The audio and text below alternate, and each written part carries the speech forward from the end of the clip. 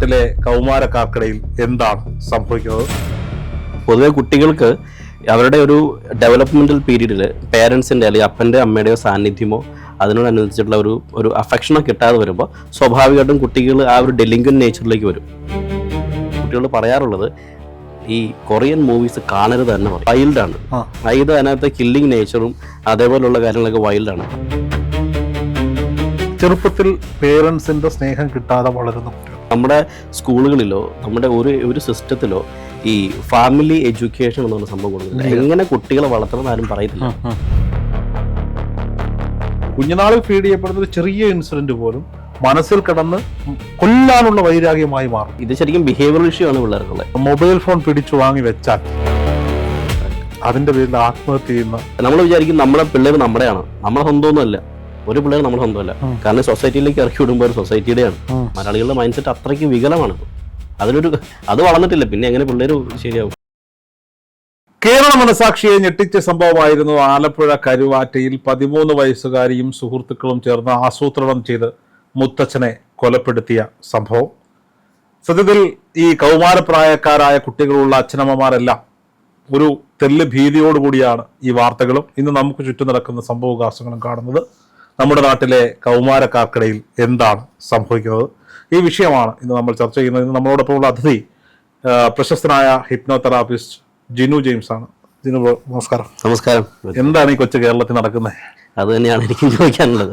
ഈ കൊച്ചിനൊക്കെ കേട്ട് എന്താ പറ്റിയത്? നമുക്ക് 13 വയസ്സുള്ള ഒരു കുട്ടി, ആ കുട്ടി സ്വന്തം മുത്തച്ഛനെ കൂട്ടുകാരെ കൊണ്ട് കൊല്ലിക്കുക. അത് ചെറിയ പ്ലാനിംഗ് ഒന്നുമല്ല. സിനിമകൾ കണ്ട് പ്ലാനുകൾ ഉണ്ടാക്കുക, വമ്പൻ പദ്ധതികൾ ഉണ്ടാക്കുക, പിടിക്കപ്പെടുന്ന അവസരത്തിൽ ഈ കുറ്റം സ്വന്തം പിതാവിന്റെ തലയിലേക്ക് ഇട്ടുകൊടുക്കാൻ ശ്രമിക്കുക, വമ്പൻ പ്ലാനിങ്. പക്ഷെ എവിടെയൊക്കെയോ പിഴച്ചു. വാട്സപ്പ് ചാറ്റുകൾ ഡിലീറ്റ് ചെയ്യാനും മറ്റും പിഴച്ചുപോയി. എല്ലാ പ്ലാനുകളും പോലീസിന്റെ കൈക്കലെത്തി. എന്താണ് കുരുന്നുകളിൽ സംഭവിക്കുന്നത്? ഇത് ജുവനൈൽ ഡെലിങ്ക്വൻസി എന്ന് പറയുന്നൊരു കണ്ടീഷനാണ്. പൊതുവെ കുട്ടികൾക്ക് അവരുടെ ഒരു ഡെവലപ്മെന്റൽ പീരീഡിൽ പേരൻസിൻ്റെ അല്ലെങ്കിൽ അപ്പൻ്റെ അമ്മയുടെയോ സാന്നിധ്യമോ അതിനോടനുസരിച്ചിട്ടുള്ള ഒരു അഫെക്ഷനോ കിട്ടാതെ വരുമ്പോൾ സ്വാഭാവികമായിട്ടും കുട്ടികൾ ആ ഒരു ഡെലിങ്ക്വന്റ് നേച്ചറിലേക്ക് വരും. അത് നമുക്ക് ഐഡന്റിഫൈ ചെയ്യാൻ പറ്റുന്നത് തന്നെ ആദ്യം തന്നെ. പക്ഷെ പേരൻസ് അവെയർ ആയിരിക്കണമെന്ന് മാത്രമേ ഉള്ളൂ. അതിന്റെ കൂടെ മീഡിയയുടെ ഇൻഫ്ലുവൻസ് വരുമ്പോൾ അപ്പൊ അതിന് നമുക്ക് പറയാൻ പറ്റുന്ന ഒരു പേരെന്ന് പറയുന്നത് മീഡിയ ഡീസെൻസിറ്റൈസേഷൻ എന്ന് പറയും. എന്ന് വെച്ചാൽ മീഡിയയിലുള്ള ഇത്തരം കോണ്ടന്റ്സ് അവർ കണ്ടു കഴിയുമ്പോൾ അല്ലെങ്കിൽ അത് സ്ഥിരമായിട്ട് കാണുകയോ അതിനെ ഫോളോ ചെയ്യുകയോ, സാധാരണ ഞാൻ പറയുന്ന കേസ് ഒരു കുട്ടികളോട് പറയാറുള്ളത് ഈ കൊറിയൻ മൂവീസ് കാണരുത് തന്നെ പറയും. കൊറിയൻ മൂവീസ് വൈൽഡാണ്. ഇത് അതിനകത്ത് കില്ലിങ് നേച്ചറും അതേപോലുള്ള കാര്യങ്ങളൊക്കെ വൈൽഡാണ്. അപ്പോൾ ഒരു പെർവേഷൻ നേച്ചർ, വിഷ്വൽ പെർവേഷൻ എന്ന് പറയുന്നത്, അതായത് ഇത് കണ്ടു രസിക്കുക എന്ന് പറയുന്ന സംഭവം ഉണ്ടല്ലോ. ആ കുട്ടി അത് വീഡിയോ കോൾ പിടിച്ച് കണ്ടുക എന്ന് സാധാരണ ഒരു ഏൽപ്പിക്കുക എന്ന് പറഞ്ഞത് കാണാൻ ആരും ശ്രമിക്കാറില്ല. പക്ഷെ ആ കുട്ടി അത് വീഡിയോയിൽ കണ്ടു എന്ന് പറയുമ്പോൾ അതിന്റെ ചില സിനിമകളിലൊക്കെയാണ് നമ്മൾ കണ്ടിട്ടുള്ളത്. വില്ലൻ ഗുണ്ടകളെ വിടുന്നു, നായകന്റെ കുടുംബത്തെ തീർത്തിട്ട് വരാൻ പറയുന്നു, വീഡിയോ കോൾ ഇത് കണ്ട് രസിക്കുന്നു. ഇത് തന്നെയാണ് ആ ഇൻഫ്ലുവൻസ്. ഈ സിനിമകളിൽ കാണുന്ന ഇൻഫ്ലുവൻസ് എന്ന് പറയുന്നതും ഇപ്പൊ ഈ ഞാൻ കൊറിയൻ മൂവീസ് ഒക്കെ ഞാൻ ഈ കുട്ടികൾ വരുമ്പോൾ ഞാൻ നോട്ട് ചെയ്യാറുണ്ട്. അതായത് ഫുൾ വൈൽഡ് കോണ്ടന്റ്സ് മാത്രമുള്ള അത്.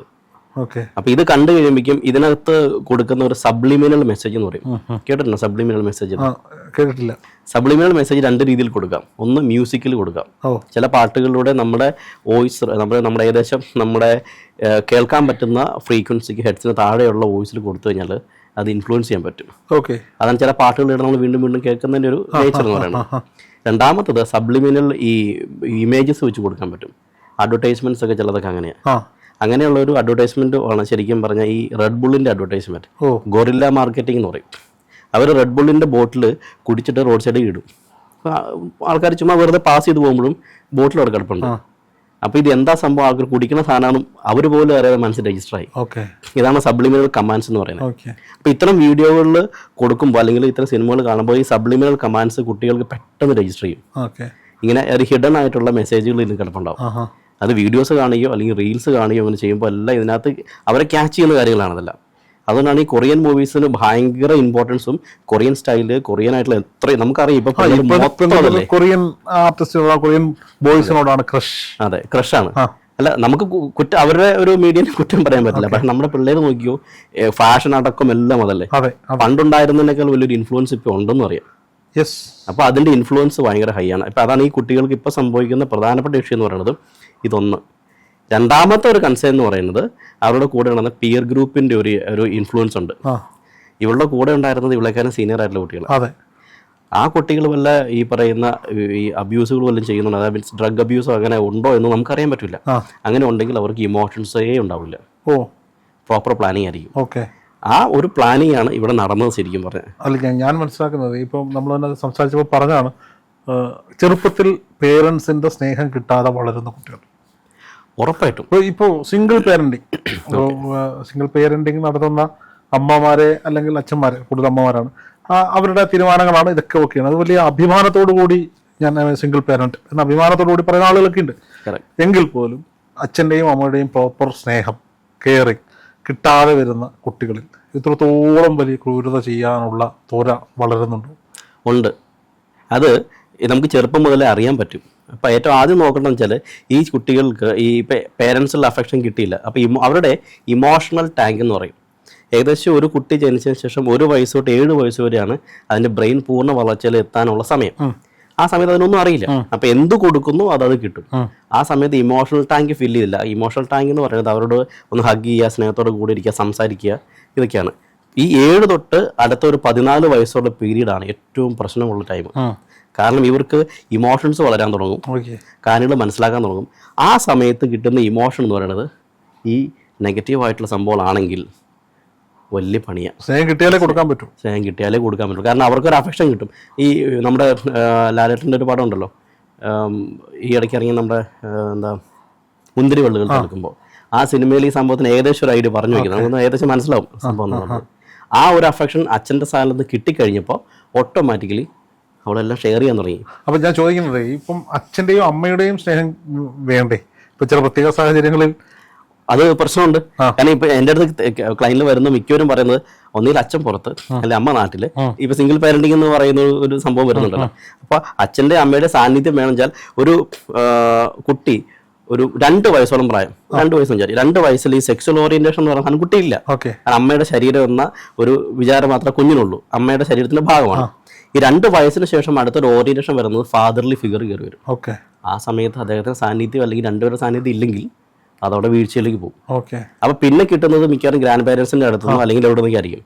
അവർ ചിലപ്പോൾ അത് ചെയ്യരുത് ഇത് ചെയ്യരുതെന്ന് പറഞ്ഞ് കുറെ സ്ട്രിക്റ്റ് ആയിട്ട് പിടിച്ചു വെച്ചിട്ടുണ്ടാവും. അവിടുന്ന് തുടങ്ങും പിള്ളേർക്ക് ഒരു വാശിയും വരായും. കാരണം അച്ഛൻ്റെ അമ്മയുടെ ഒരു സാന്നിധ്യമില്ല, കെയർ ചെയ്യാൻ ആളില്ല, അറ്റൻഷൻ ഡെഫിസിറ്റ് എന്ന് പറഞ്ഞ കണ്ടീഷനിലേക്ക് വന്ന് ചാടും. ഇന്നത്തെ കാലത്ത് ഭാര്യ വീട്ടിലിരിക്കുന്നു, ഭർത്താവ് ജോലിക്ക് പോകുന്നു, ആ കൺസെപ്റ്റേ ഇല്ല. ഇന്ന് രണ്ടുപേരും ജോലിക്ക് പോകുന്നവരാണ്, ജോലി ചെയ്യുന്നവരാണ്, ആ പ്രഷറിൽ പോകുന്നവരാണ്. എന്താ ചെയ്യുക? രാവിലെ കുട്ടിയെ ഉണർത്തുന്നു, കുറച്ച് ഫുഡൊക്കെ ഉണ്ടാക്കി ഡേ കെയറിൽ കൊണ്ടാക്കിയിട്ട് പോകുന്നു, കൊച്ചുകുട്ടികളാകുമ്പോൾ അല്ലെങ്കിൽ സ്കൂളിൽ വിട്ടിട്ട് പോകുന്നു. വൈകിട്ട് ഡേ കെയറുകാർക്ക് എക്സ്ട്രാ പൈസ കൊടുത്ത് ജോലി കഴിഞ്ഞ് വരുന്നതും വരെ സ്വീകരിക്കുന്നു. ജോലി കഴിഞ്ഞ് വന്ന ഇവർക്ക് ജോലിയുടേതായ ക്ഷീണം കാര്യങ്ങളൊക്കെ. അണുകുടുംബങ്ങളാണ്, അച്ഛനും അമ്മയുള്ളൂ, അപ്പനും അമ്മയും ഒന്നും ഉണ്ടാവുന്നത് വരില്ല. ഈ കുട്ടികളെ വളർത്തുന്ന പേരൻസ് സത്യം പറഞ്ഞാൽ അവർക്കൊരു കൗൺസിലിംഗ് മസ്റ്റായിട്ട് ആവശ്യമല്ലേ? പേരൻസിനെ എഡ്യൂക്കേറ്റ് ചെയ്യണം എന്ന് പറയുന്നത് വലിയ കാര്യമാണ്. കാരണം നമ്മുടെ സ്കൂളുകളിലോ നമ്മുടെ ഒരു സിസ്റ്റത്തിലോ ഈ ഫാമിലി എഡ്യൂക്കേഷൻ എന്ന് പറഞ്ഞ സംഭവം കൊടുക്കുന്നില്ല. എങ്ങനെ കുട്ടികളെ വളർത്തണം എന്ന് ആരും പറയത്തില്ല. രോഹിത് ബ്രോയ്ക്ക് അറിയാം? എനിക്കും അറിയില്ല. കണ്ടുവള നമ്മുടെ പേരൻസ്, നമ്മുടെ ഗ്രാൻഡ് പേരൻസും നമുക്ക് അറിയില്ല അവർക്ക് വളർന്നു. ആ സമയത്തുണ്ടായിരുന്ന ട്രോമ ഇപ്പോഴത്തെ കൂടെ ആൾക്കാർക്കുണ്ട്. പക്ഷെ പ്രോപ്പർലി ഇതിനകത്ത് പറയുന്നത് ശരിക്കും സ്മാർട്ട് പേരന്റിംഗ് എന്ന് പറയുന്ന ഒരു കൺസെപ്റ്റ് ഉണ്ട്. അത് തെറ്റാ. അതായത് അതിനകത്ത് വേണ്ടത് പ്രൂഡന്റ് പേരന്റിങ് അല്ലെങ്കിൽ വിജിലന്റ് പേരന്റിങ് എന്നാണ് ഇപ്പൊ കൊണ്ടുവരുന്നത്. ഇപ്പൊ എന്നെ സംബന്ധിച്ചിടത്തോളം എനിക്ക് നാളെ ഒരു കുട്ടി ഉണ്ടാവുന്നു എന്ന് വെച്ചോ, എന്റെ മനസ്സിലുള്ളത് എന്റെ അച്ഛനും അമ്മയും എന്നെ എങ്ങനെയാണോ ട്രീറ്റ് ചെയ്തത്, അല്ലെങ്കിൽ എന്റെ സഹോദരിയും ബ്രദറിലോയും എങ്ങനെയാണ് അവരുടെ മക്കളെ ട്രീറ്റ് ചെയ്തത്, അല്ലെങ്കിൽ എന്റെ അച്ഛനും അമ്മയും എന്റെ സഹോദരിയുടെ മക്കളെ എങ്ങനെയാണ് ട്രീറ്റ് ചെയ്തത്, ഈ എനിക്ക് ചുറ്റും നടക്കുന്ന സംഭവങ്ങളുണ്ടല്ലോ, ഞാനൊരു അടുത്ത് നിൽക്കുന്ന വൃത്തങ്ങളിലെ കുട്ടികൾ, ആ ട്രീറ്റ്മെന്റ് ആയിരിക്കും ഞാൻ എന്റെ കുട്ടിയോട് കാണിക്കാം.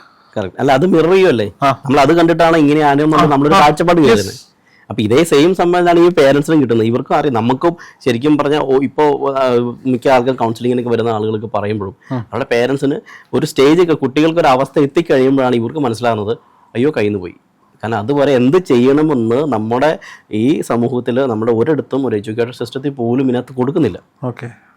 പേരന്റിങ് കൊടുക്കണ്ടേ? കുട്ടികളെ വളർത്തുക എന്ന് പറയുന്നത് ഒരു പേരൻസിന്റെ റെസ്പോൺസിബിലിറ്റിയാണ്. അവരുടെ കംപ്ലീറ്റ് കോറും അതിനകത്ത് കിടക്കുന്നത്. ഈ ഓപ്പറേഷൻ ജാവ എന്ന് പറയുന്ന സിനിമയിൽ ഭയങ്കര ക്യാച്ചിങ് ആയിട്ടുള്ളൊരു സീനുണ്ട്. അതായത് ഈ സിനിമയുടെ പ്രേമത്തിന്റെ കോപ്പി അപ്ലോഡ് ചെയ്ത ആളെ തപ്പി യഥാർത്ഥ പ്രതിയിലേക്ക് അവസാനം എത്തുകയാണ്, അപ്ലോഡ് ചെയ്ത ആളിലേക്ക് എത്തുകയാണ്. അപ്പോൾ +2 പഠിക്കുന്ന ഒരു ചെറുക്കൻ. അപ്പോൾ അവനെ വിളിച്ചിരുത്തിയിട്ട് അവന്റെ ലാപ്ടോപ്പ് സീസ് ചെയ്തിട്ട് പാസ്വേഡ് ചോദിക്കുമ്പോൾ ഇവൻ പറയുന്ന പാസ്വേഡ് മദർ ഫക്കർ. ഇതാണ് പാസ്വേഡ്, മദർ ഫക്കർ. ഇതടിച്ച് കയറി കഴിയുമ്പോൾ ചോദിക്കും ഇവന്റെ അമ്മാവന്റെ പേരിലാണ്, അതായത് അമ്മയുടെ സഹോദരന്റെ പേരിലാണ് ഇവൻ ഫേസ്ബുക്കിൽ അക്കൗണ്ട് ഉണ്ടാക്കി പോക്കൃത്തങ്ങൾ എഴുതി വിട്ടുകൊണ്ടിരിക്കുന്നത്. നിനക്ക് എന്താ അമ്മാവനോടുള്ള അത്ര ദേഷ്യം എന്ന് പറയുമ്പോൾ പറയും അച്ഛനും അമ്മയും പറഞ്ഞിട്ടുണ്ട് അമ്മാവനോടൊന്നും കൊള്ളില്ല, അവരോട് മിണ്ടണ്ട എന്നുള്ളത്. അപ്പോൾ ഈ കുത്തിവെക്കപ്പെടുന്ന കുഞ്ഞുങ്ങളിലേക്ക് കുത്തിവെക്കപ്പെടുന്ന ഈ വൈരാഗ്യം ഇപ്പോൾ നാട്ടിൻപുറങ്ങളിൽ അപ്പുറം ഇപ്പുറം ഒക്കെ താമസിക്കുന്നത് ആങ്ങളെയോ അപ്പച്ചയുടെ മോനോ ചിറ്റപ്പന്റെ മോനോ ഒക്കെ ആയിരിക്കും.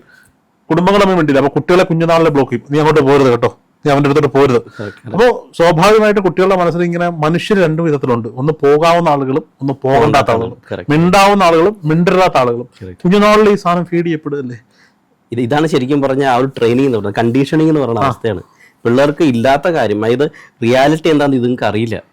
എന്ത് പറഞ്ഞു കൊടുക്കുന്നു അതാണ് അവരുടെ റിയാലിറ്റി. ആ റിയാലിറ്റിയിലേക്ക് കിട്ടുന്ന സംഭവം. ഇതിപ്പോൾ കൂടുതലും ഇപ്പോൾ പേരൻസ് യാത്ര ചെയ്യുമ്പോഴായിരിക്കും ഈ സാധനം പറയുന്നത്. വണ്ടിയിൽ ഓടിക്കും, ഡ്രൈവ് ചെയ്യുന്ന സമയത്ത് ഈ കുറ്റങ്ങളും ഇല്ലാത്ത എല്ലാം പറഞ്ഞുകൊണ്ടിരിക്കും. ഓട്ടോമാറ്റിക്കലി അവരുടെ സബ് കോൺഷ്യസ് മൈൻഡിലേക്ക് സാധനം കയറിക്കൊണ്ടിരിക്കുക. അവർ പോലും അറിയാതെ ആ ട്രെയിനിങ്ങിലേക്ക് പോകും. ഇത് ഇഞ്ചെക്ട് ചെയ്യുന്ന സംഭവം പേരൻസ് ആണ്. ഗ്രാൻഡ് പേരൻസും ഉണ്ടാകാം, ഇല്ലെന്ന് പറയാൻ പറ്റില്ല. ആരും നമുക്ക് ഒരു ഒഴിച്ചു നിർത്താൻ പറ്റത്തില്ല ഇങ്ങനെ ആളുകളെ. ഇപ്പൊ ഈ കുട്ടി കരുവാറ്റ വിഷയത്തിൽ ആ കുട്ടി പറയുന്നുണ്ട് ഈ മുത്തച്ഛൻ പണ്ട് ബാഡ് ടച്ച് ചെയ്തിരുന്നു. അപ്പൊ ഈ കുഞ്ഞുനാളിൽ ഉണ്ടാകുന്ന, അപ്പൊ അദ്ദേഹം അങ്ങനെ വിചാരിച്ച് ചെയ്താണോ അല്ലയോ നമുക്കറിയില്ല, എങ്കിൽ പോലും കുഞ്ഞുനാളിൽ മനസ്സിൽ ഫീഡ് ചെയ്യപ്പെടുന്ന ഈ വിഷയം, അതാണ് താങ്കളുടെ വിഷയത്തിലേക്ക് മനസ്സിലായി. കുഞ്ഞുനാളിൽ ഫീഡ് ചെയ്യപ്പെടുന്ന ഒരു ചെറിയ ഇൻസിഡന്റ് പോലും മനസ്സിൽ കിടന്ന് കൊല്ലാനുള്ള വൈരാഗ്യമായി മാറുന്നു. അത്രയും വലിയ എഫക്റ്റ് ഉണ്ടോ ഈ ഇന്നർ ചൈൽഡിലുണ്ടാകുന്ന, ഈ ചിൽഡ്രൻസിന്റെ ഉള്ളിലുണ്ടാകുന്ന ഈ ചെറിയ നോവലുകൾക്ക്, നൊമ്പരങ്ങൾക്ക്? ഓക്കെ, ഇതൊരു ട്രോമാറ്റിക് ഇൻസിഡന്റ് ആണ് ശരിക്കും പറഞ്ഞാൽ. ഒരുപക്ഷെ ആ കുട്ടിക്ക് ആ സമയത്ത് ഇതിനെപ്പറ്റി അറിയുണ്ടാവില്ല. പക്ഷേ ഇവളത് മനസ്സുകൊണ്ട് ചിലപ്പോൾ ഒരുപക്ഷെ സ്വാഭാവികമായ ചില കാര്യങ്ങളൊക്കെ നമ്മൾ ഹീലായി പോകും. ചില ട്രോമാറ്റിക്കിൽ ഹൈലി ഇമോഷണൽ ആയിട്ട് കിടക്കുന്ന സംഭവങ്ങൾ ഓട്ടോമാറ്റിക്കലി അവിടെ കിടക്കും. ഇതിന്റെ പ്രശ്നം വെച്ചാൽ ഇതിന്റെ കൂടെ ഒരു പിയർ പ്രഷർ എന്ന് പറയുന്ന സംഭവം വന്നിട്ടുണ്ട്. ഇവൾക്ക് 3-4 കൂട്ടുകാരുണ്ട്, ഇവള് ഷെയർ ചെയ്ത് ഇവരോടാ. അവരെന്ത് പറയും സ്വാഭാവികം ഉറപ്പായിട്ടും ചെയ്താണ്. ഇപ്പൊ യുവമാരുടെ ഉദ്ദേശം വേറെ ആയിരിക്കും പറയാൻ പറ്റൂല. അപ്പോൾ ഇവളുടെ മനസ്സ് പെട്ടെന്ന് മാനിപ്പുലേറ്റ് ചെയ്യാൻ എളുപ്പമാണ്. കാരണം 18ാമത്തെ വയസ്സായാലേ ഇതിങ്ങൾക്ക് ക്രിട്ടിക്കൽ മൈൻഡ് വരുള്ളൂ. തെറ്റേ ശരി തിരിച്ചറിയാനുള്ള ഒരു മൈൻഡ് ഡെവലപ്പാണ് 18 വയസ്സാണ്. അതുകൊണ്ടാണ് ഗവൺമെന്റ് ലൈസൻസ് കൊടുക്കുന്നത്. കല്യാണം കഴിക്കാൻ ലീഗൽ ഏജ് അതാക്കി വെച്ചിരിക്കുന്ന കാരണം അതാ. പക്ഷെ അതിനു മുമ്പ് ഇവരുടെ ഇൻഫ്ലുവൻസോട് കയറി വന്നു. ഈ ഇഞ്ചക്ട് ചെയ്ത സംഭവം കയറി പെട്ടെന്ന് വൈൽഡായി. പിന്നെ അതിന്റെ കൂടെ കിട്ടിയൊരു ഇൻഫ്ലുവൻസ് ആണ് സിനിമ. എങ്ങനെയെന്ന് പ്ലാൻ ചെയ്യുമ്പോഴാണ് സിനിമാറ്റിക് കാര്യങ്ങൾ മുഴുവനും ഇവിടെ സബ്ലിമിനലി കിടക്കുന്ന, മനസ്സിൽ കിടക്കുന്ന സാധനം മുഴുവനും പുറത്തേക്ക് വന്നു. ഈ സംഭവം എക്സിക്യൂട്ട് ചെയ്ത് കഴിഞ്ഞിട്ടും അവള് പറഞ്ഞ ഒരു ആറ്റിറ്റ്യൂഡ് ഉണ്ട്. അതായത് അവര് പ്ലാനിങ് ആയിരുന്നു ഇത് ചെയ്യുമ്പോൾ എന്ത് പറയണം, പോലീസ് ചോദിച്ചാൽ എന്ത് പറയണം. ഈ ഇവരെ എല്ലാവരെയും ഒരുമിച്ച് മാറ്റി ഇരുത്തിയിട്ടും ചോദിക്കുന്ന ചോദ്യങ്ങൾക്കെല്ലാം ഉത്തരം സെയിം ആണ്. അതാണ് ഞാൻ പറഞ്ഞത്. ഇപ്പൊ സിനിമ പോലെയുള്ള കാര്യങ്ങളുടെ ഇൻഫ്ലുവൻസ് ഭയങ്കരമാണ്. കാരണം ഇപ്പൊ ഞാൻ പറഞ്ഞില്ല, ഇപ്പൊ ഈ വെബ് സീരീസുകൾ, ചെറിയ വെബ് സീരീസുകളും നല്ല വരുന്ന എല്ലാ വെബ് സീരീസുകളും അത് വയലന്റ് കോണ്ടന്റാണ് മൊത്തം. അപ്പൊ അതിന്റെ ഒരു ഇൻഫ്ലുവൻസ് എന്ന് പറയുന്നത് പിള്ളേരെ കാണാം. നമ്മൾ അഡൽസ് ആയാലും ഈ പ്രായമുള്ള കാരണന്മാരോ ഇപ്പൊ പറഞ്ഞൊരു 80s കിഡ്സുകളോ ഇതൊന്നും വലിയ കാര്യമായിട്ട് കാണാറൊന്നുമില്ല. ഏറ്റവും കൂടുതൽ കുട്ടികളെ കാണാൻ. അല്ല, ഇത് നിയന്ത്രിക്കാൻ എന്താ ചെയ്യാൻ പറ്റുക? നമ്മുടെ സെൻസർ ബോർഡ് ഉണ്ട്, പക്ഷെ എന്താണ് ചെയ്യാൻ പറ്റും? എവിടെ സെൻസർ ബോർഡ്? അല്ല, അങ്ങനെയല്ല ഞാൻ ഇപ്പൊ ഒരു സിനിമയുടെ ആവിഷ്കാര സ്വാതന്ത്ര്യം അവരത് യൂട്യൂബിൽ അപ്ലോഡ് ചെയ്യുമ്പോൾ നോട്ട് ഫോർ കിഡ് വെച്ചിട്ടായിരിക്കും അപ്ലോഡ് ചെയ്യുക. പക്ഷെ കാണേണ്ടവരത് കാണും. വീട്ടുകളിൽ ഈ കുട്ടികൾ ഉള്ളിടത്ത്, പേരൻസ് ഉള്ളിടത്ത്, ഗാർഡിയൻ ഉള്ളിടത്ത്, സ്കൂളുകളിൽ എന്താണ് ചെയ്യാൻ പറ്റുക? പേരൻസ് ആദ്യം ഇതിനെപ്പറ്റി അവെയറായി തുടങ്ങണം. കുട്ടികളുടെ ബിഹേവിയർ ചേഞ്ച് ആകുന്നുണ്ടെങ്കിൽ ഫസ്റ്റ് ഒബ്സർവ് ചെയ്യാൻ തുടങ്ങണം. അതായത് ചെറുപ്പം മുതൽ ഇപ്പോൾ 7 വയസ്സുള്ള കുട്ടിയുടെ ഒരു ചിന്താശകലങ്ങളായിരിക്കത്തില്ല ചിലപ്പോൾ വയലന്റ് നേച്ചറുള്ള കുട്ടികൾ ബിഹേവ് ചെയ്യുന്നത്. അതായത് ഞാൻ കഴിഞ്ഞ ദിവസം നമ്മുടെ ഒരു ക്ലാസ്സിൽ അറ്റൻഡ് ചെയ്യാൻ വന്നൊരു പയ്യൻ്റെ അവനൊരു ഫോട്ടോ ആണ് കാണിച്ചു. ഞാൻ ഇത് കാര്യം സംസാരിച്ചുകൊണ്ടിരിക്കുക ക്ലാസ്സിൽ എടുത്ത് പറയുന്ന സമയത്ത്, സാറേ ഒരു 7 വയസ്സിനുള്ളിലുള്ളൊരു കൊച്ചു വരച്ച ഒരു ഫോട്ടോയാന്ന് പറഞ്ഞു. അപ്പോൾ ഇവള് ആ വരച്ച സാധനം മൊത്തം കാണിച്ചപ്പോൾ സ്ക്രിബിളിംഗ് എന്നല്ല, നമ്മൾ കുട്ടികൾ ആദ്യം സ്ക്രിബിളിംഗ് ആയിരിക്കും പറയുന്നത്. അതിനുശേഷം ഇവളൊരു ശവക്കലർ വരച്ചു, എന്നൊരു പേരെഴുതി, അതിനെ തൊട്ടടുത്ത് വേറെ സാധനം വരച്ചു, ഇതെൻ്റെ കൂട്ടുകാരിയാണ്. അവിടുന്ന് ഒബ്സർവ് ചെയ്യാൻ തുടങ്ങണം. കാരണം ഇവരുടെ മൈൻഡ് സെറ്റിലേക്ക് ഇഞ്ചക്ട് ചെയ്യുന്ന കാര്യം ചില കാർട്ടൂൺസ് അടക്കം അങ്ങനെയാണ്. അത് ഞാൻ പറഞ്ഞ പോലെ ഇവർക്ക് നമ്മൾ പിള്ളേർ വരയ്ക്കുന്നവർ സ്ക്രിബ്ലിംഗ് നമ്മൾ നോക്കിയാൽ മതി. ആദ്യം ഇങ്ങനെ റൗണ്ടിങ് ആയിരിക്കും, പിന്നെ അത് പതുക്കെ സ്ക്വയർ ഷേപ്പിലേക്ക് വരും, പിന്നെ പതുക്കെ 2 തല, പിന്നെ കാലിങ്ങനെ രീതിയിലേക്ക് വരും. പതുക്കെ ഒരു സ്കീമാറ്റിക് ഡെവലപ്മെന്റ് വരും. ആ സ്കീമാറ്റിക് ഡെവലപ്മെന്റ് വന്നാലേ ശരിക്കും രൂപം ആവുള്ളൂ. അത് വരുത്തേക്ക് ഇതൊക്കെ ആയിരിക്കും. പക്ഷെ ആ സമയത്തിനുള്ളിൽ ഇവർക്ക് ഈ സ്വഭാവത്തിന് പ്രശ്നം വരുന്നുണ്ടെങ്കിൽ പേരൻസ് ഒബ്സർവ് ചെയ്തേ പറ്റുള്ളൂ. ഇവരുടെ കൂടെ ആരിയ്ക്കും? ടീച്ചർമാരെ എന്ത് പറയാൻ പറ്റും? ടീച്ചർമാർ അക്കാഡമിക് സൈഡ് കുറേയൊക്കെ പഠിപ്പിക്കാൻ പറ്റും. ബാക്കി സമയം മൊത്തം ഈ പിള്ളേർ പേരൻസിന്റെ സൈഡിലല്ലേ ഇരിക്കുന്നത്. പേരൻസിന് നമ്മൾ പറഞ്ഞേ പറ്റുള്ളൂ. കാരണം റെസ്പോൺസിബിലിറ്റി ലൈസ്. ഇതൊരു പ്രശ്നമുണ്ട്. ഒരു ഒരു ഒരു മാനസിക വ്യഥയുമായി ഈ ഒരു പ്രശ്നവുമായി വരുന്ന സ്കൂളുകളിലേക്ക് വരുന്ന കുട്ടികൾ, ഞാൻ അവിടെയാണ് ടീച്ചർമാരുടെ ഒരു ഒരു ഇമ്പോർട്ടൻസ് കാണുന്നത്. ഒരു കുട്ടി കുറെ പ്രശ്നങ്ങളുമായിട്ട് വരികയാണ്. ഇപ്പൊ സൗഹൃദങ്ങളാണല്ലോ എല്ലാം. ഈ പ്രായത്തിലൊക്കെ ഉണ്ടാകുന്ന സൗഹൃദങ്ങൾക്ക് ഇച്ചിരി എടുത്തിയാട്ടം കൂടുതലും. അപ്പൊ ഒരാളുടെ പ്രശ്നം, ഒരു പെൺകുട്ടിയുടെ പ്രശ്നം ഒരു ബോയ് ഫ്രണ്ടിനോട് പറയുകയാണ്, സുഹൃത്തിനോട് പറയുകയാണ്. അവന്റെ ആത്മാർത്ഥ സുഹൃത്തിനെ കൂട്ടുവിളി. ഇങ്ങനെയാണല്ലോ ഈ ഗ്യാങ് ഫോം ചെയ്യപ്പെടുന്നത്. അപ്പോൾ സ്വാഭാവികമായും പേരൻസിനെ പോലെ തന്നെ ടീച്ചർമാരും ഈ കുട്ടികളെ, കഴിഞ്ഞ ദിവസം എൻ്റെ അടുത്തൊരു ടീച്ചർ ഇങ്ങനെ സംസാരിച്ചപ്പോൾ എന്നോട് പറഞ്ഞാണ്, എന്തോ പറഞ്ഞപ്പോൾ ടീച്ചർമാരെല്ലാം കൂടെ നിന്നു, UP സ്കൂളാണ്, ഒരു കുട്ടി അവിടെ എന്തോ കുരുത്തൊക്കെ കാണിച്ച് വഴക്ക് പറഞ്ഞപ്പോൾ മിഡിൽ ഫിംഗർ ഉയർത്തി കാണിച്ചെന്ന്. പിള്ളേര് ടീച്ചർമാരെ മിഡിൽ ഫിംഗർ ഉയർത്തി കാണിച്ചെന്ന്. അവർ എന്ത് ചെയ്യാൻ പറ്റും? അല്ല, അത് ഞാൻ ബിഹേവിയർ ഓൾറെഡി ട്രെയിൻഡ് ആയി അതിന്. കാരണം ഇത് ശരിക്കും ബിഹേവിയർ ഇഷ്യൂ ആണ് പിള്ളേർക്കുള്ളത്. ബിഹേവിയർ ഇഷ്യൂ പണ്ടുണ്ടായിരുന്ന അവസ്ഥേനേക്കാളും കൂടുതലായി കൊണ്ടിരിക്കും. പണ്ട് ഇത്തരം പ്രശ്നങ്ങളൊന്നും ഉണ്ടായിരുന്നില്ലല്ലോ. ഇപ്പൊ ഒരു പറ്റം കുട്ടികൾക്ക് ഈ ബിഹേവിയർ ഇഷ്യൂയിലേക്ക് വരുന്നുണ്ട്. ഇപ്പൊ രോചന പറഞ്ഞ പോലെ പേരൻസിന്റെ സൈഡിൽ നിന്നുള്ള ഓക്കെ, അത് കൂടാതെ ടീച്ചേഴ്സിന്റെ റെസ്പോൺസിബിലിറ്റി ഇല്ലെന്നല്ല ഞാൻ പറഞ്ഞത്. ഞാൻ ഒരു കാര്യം പറയാൻ ചെയ്യുമ്പോൾ, ഞാനിപ്പോ എന്റെ കൂടെ പഠിച്ചതിൽ, ഞാൻ പഠിച്ച കാലം, ഞാൻ 89 ജനിച്ച ആളാണ്. ഇതിനിപ്പോ എന്താന്ന് ഞാൻ ചോദിക്കുന്നില്ല, നിങ്ങൾ ഇപ്പോഴും ചെറുപ്പമായിട്ടിരിക്കുന്ന. അപ്പോൾ സ്വാഭാവികമായിട്ടും ഇപ്പൊ ഞാൻ UPS ഒക്കെ പഠിക്കുമ്പോൾ ഭയങ്കര തൊഴുമ്പായിട്ട് നടന്ന, തൊഴുമ്പെന്ന് വെച്ചാൽ എന്താ, പഠിക്കുകയില്ല, ടീച്ചർമാരെയും ചീത്ത വിളിച്ച്, ഡ്രസ്സ് പോലും വൃത്തിയായിട്ടിടാതെ, മാവും കയറി അടിയും ഉണ്ടാക്കി, ഇങ്ങനെ നടന്ന സർക്കാർ സ്കൂളല്ലേ, ഇങ്ങനെ നടന്ന ആളുകളൊക്കെ ഉണ്ട്.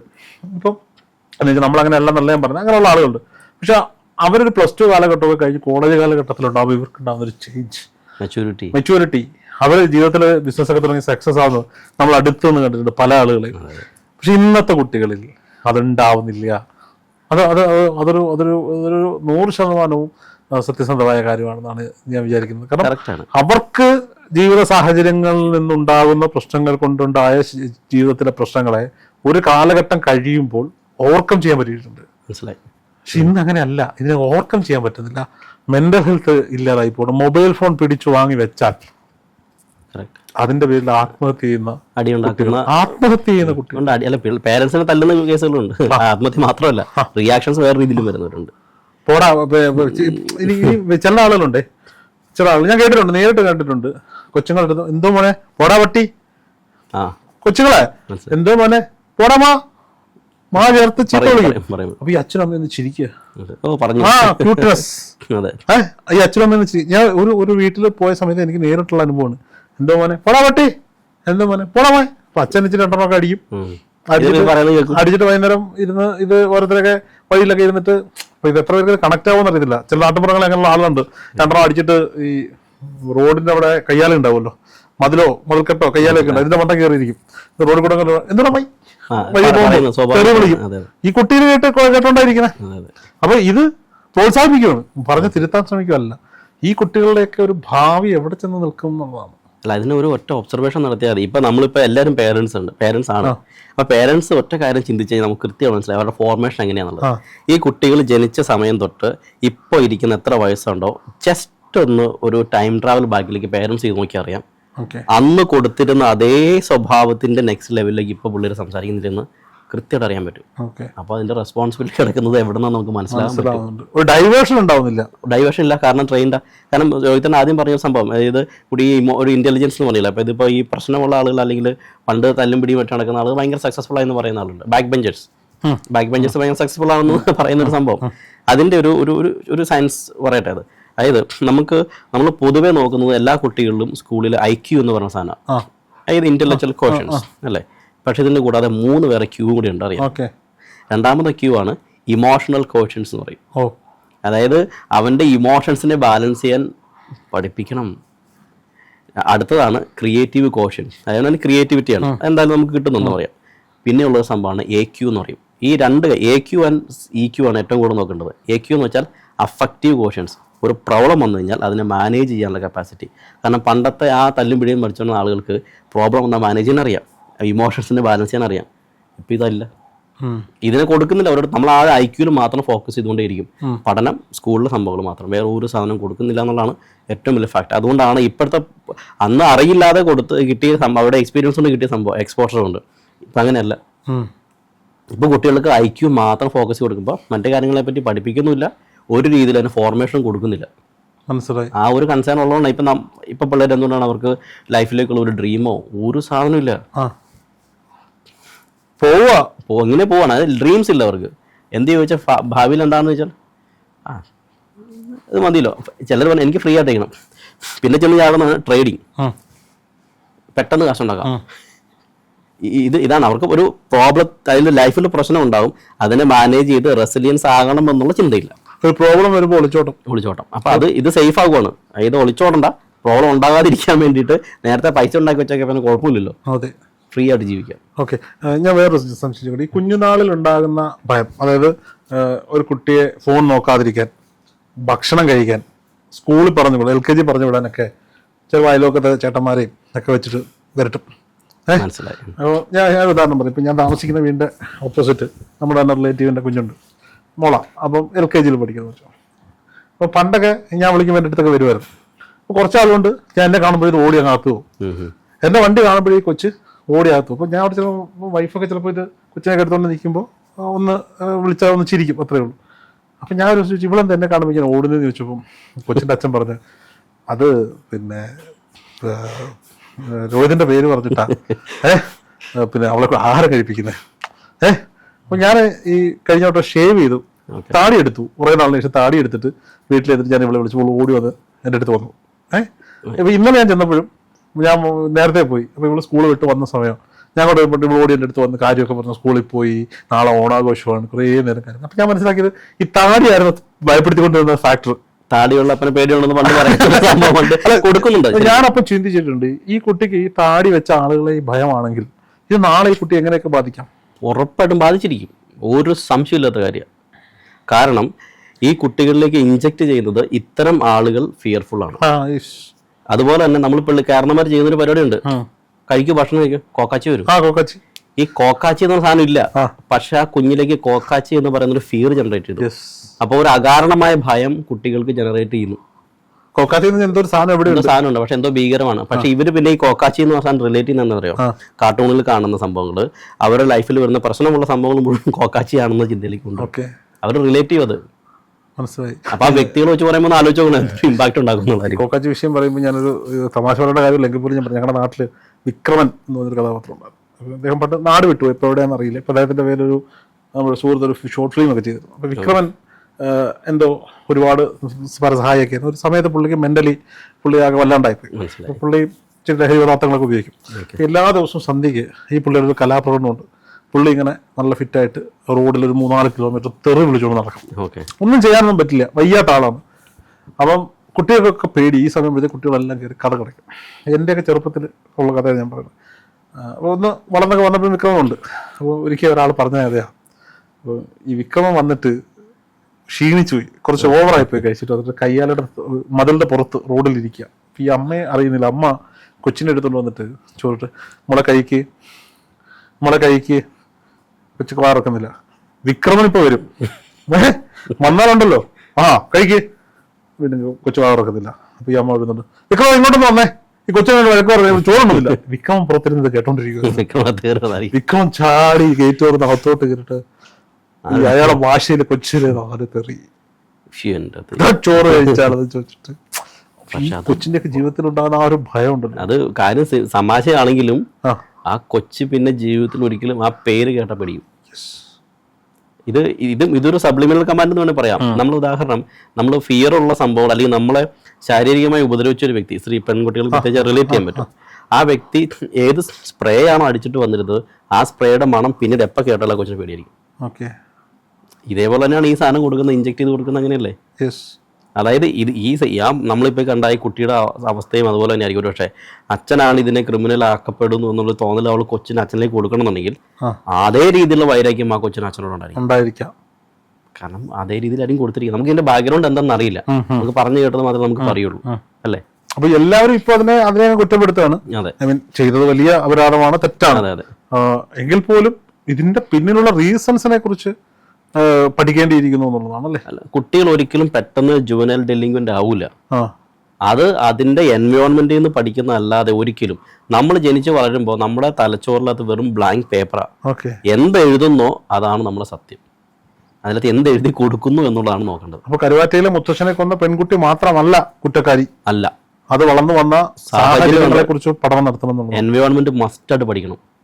ഓക്കെ, എന്ത് എൻവയോൺമെന്റ് പഠിച്ചു വെച്ച്, അല്ലെങ്കിൽ ഇത് കിട്ടണ്ടേ, ഈ ട്രെയിനിങ് കിട്ടണ്ടേ. ഫോൺ ഉപയോഗിക്കാൻ പഠിച്ചു, ഫോൺ ഉപയോഗിക്കുന്ന സംഭവങ്ങൾ പഠിച്ചു, അതെങ്ങനെയാണ് ഉപയോഗിക്കേണ്ടതും അതിനോടനുബന്ധിച്ച കാര്യങ്ങളും ഒക്കെ അറിയാം. ഒരു പ്ലാൻ ഉണ്ടാക്കണം.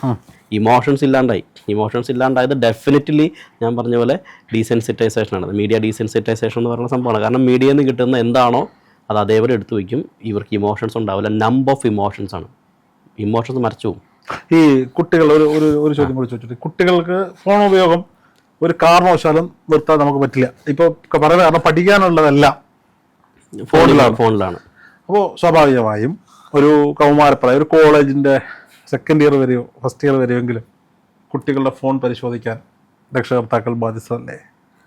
ആണ്. അപ്പോൾ പറയും കുട്ടികളുടെ പ്രൈവസി കൗമാരക്കാരാണ്, ആ കുട്ടികൾക്ക് അവരുടേതായ സ്വാതന്ത്ര്യമുണ്ട്, ആ പ്രൈവസിയിലേക്ക് കടന്നു കയറുന്നതെന്ന് പറയും. അവിടെയാണ് നമ്മുടെ ഏറ്റവും വലിയൊരു പ്രശ്നം വരാൻ പോകുന്നത്. ഇനി വരുന്ന തലമുറയ്ക്ക് എക്സ്പീരിയൻസ് ചെയ്യാൻ പോകുന്ന ഏറ്റവും വലിയ പ്രശ്നം അത് തന്നെയാണ്. പേരൻസിന് ആ ജനറേഷനെ അണ്ടർസ്റ്റാൻഡ് ചെയ്യാൻ പറ്റില്ല. ഈ ഇടയ്ക്ക് ഇന്നാണെന്നോ ഞാൻ മമ്മൂക്കയുടെ ഒരു പോസ്റ്റ് കണ്ടു, ജെൻസികളുടെ ഒപ്പം ജീവിക്കണമെങ്കിൽ ജെൻസി മൈൻഡ് സെറ്റ് വേണം. മമ്മൂക്ക പറഞ്ഞ ഭയങ്കര വാല്യൂ ആയിട്ട് സംഭവം. കാരണം ആ മൈൻഡ് സെറ്റ് അവരെന്താണോ മനസ്സിലാക്കണം എന്നുള്ളത് നമ്മൾ പഠിച്ചില്ലെങ്കിൽ ഇവരുടെ ഒപ്പം മൂവ് ചെയ്യാൻ പറ്റൂല, നമുക്ക് പറ്റുന്നില്ല. പിന്നെ അപ്പൊ ആ ഒരു നമുക്ക് പറഞ്ഞ വേറൊരു പൊരുളെന്ന് പറയുന്നത്, ഈ ആളുകളുടെ മൈൻഡ് സെറ്റ് പഠിക്കണം എന്ന് പറയുന്നത് ഇവരുടെ ബിഹേവിയറും ഈ കുട്ടികൾ എന്താണ് സംസാരിക്കുന്നതും അതിന്റെ എല്ലാം പഠിച്ചു വയ്ക്കണം എന്നുള്ളതാണ്. അതിന് വേറൊരു പൊരുളുണ്ടാവും സ്വാഭാവികമായിട്ടും, ഇല്ലേ? നമുക്ക് മനസ്സിലാവില്ലെന്ന് ഇവരെന്താ ഉദ്ദേശിക്കുന്നത്? നമുക്ക് മനസ്സിലാവുന്നില്ല, അപ്പൊ പിന്നെ അവർക്ക് മനസ്സിലാവുമോ? അതേ പറഞ്ഞ. അപ്പൊ ആ ഒരു മൈൻഡ് സെറ്റ് പറഞ്ഞ് നമ്മൾ ആ ലെവലിലേക്ക് ഇറങ്ങി ഈ കുട്ടികളെ പഠിക്കണം. പേരൻസ് ചെയ്യേണ്ട കാര്യം അത്. ഡിജിറ്റൽ ഗാഡ്ജറ്റ്സ് പരിശോധിക്കണം, മസ്റ്റായിട്ട് ചെയ്യണം. പ്രൈവസി എന്തിനാണ് പ്രൈവസി? ഈ 18 വയസ്സായി ആകാത്ത കുഞ്ഞിന്റെ എന്ത് പ്രൈവസിയാണ് നമുക്ക് കൊടുക്കേണ്ടത്? ശാരീരികമായി ഉണ്ടാകുന്ന മാറ്റങ്ങൾ അതൊക്കെ ഞാൻ പറഞ്ഞത്. ബാക്കിയുള്ള അത് തന്നെ, അത് ശരി, ഞാൻ അതല്ല ഉദ്ദേശിച്ചത്. അതും കൂടി പേരൻസിനോട് പറയണം. അല്ല, സ്വാഭാവികമായിട്ടും ഫോൺ പരിശോധിക്കണമെന്ന് പറയുമ്പോൾ ആദ്യം മനസ്സിലായി അത് ഫിസിക്കൽ നീഡാണത്.